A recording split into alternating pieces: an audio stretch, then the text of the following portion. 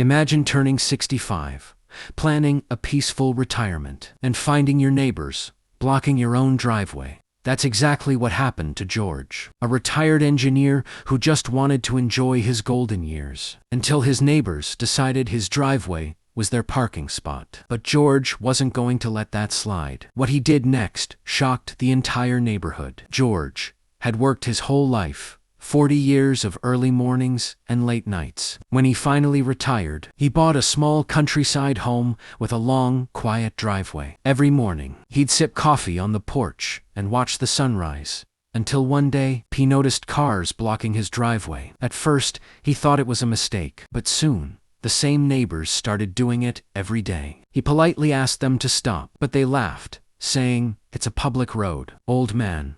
They even told him he was too old to drive anyway. George tried contacting local authorities, but since the road was technically shared property, no one could do much. That's when he got an idea. He checked land records and discovered that the road had no official owner. It was up for purchase through a municipal auction. Using part of his retirement savings, George made a bid. A few weeks later, he got the paperwork. He officially owned the entire road leading into the neighborhood. The next morning, George put up a big metal gate at the entrance with a sign that read, "Private road access, for residents only, with permission." The same neighbors who mocked him were now locked out, unable to reach their homes without passing through George's gate. They begged him to remove it, but George calmly said, "It's my property now. You can apply for access, just like I applied for peace." Eventually, the neighbors apologized and even offered to buy part of the road back. George agreed, but charged them a yearly maintenance fee that covered his driveway, repairs,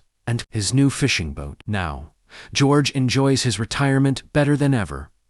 Peaceful mornings, quiet evenings, and a smile every time he drives past the sign that reads, "Private road, owned by George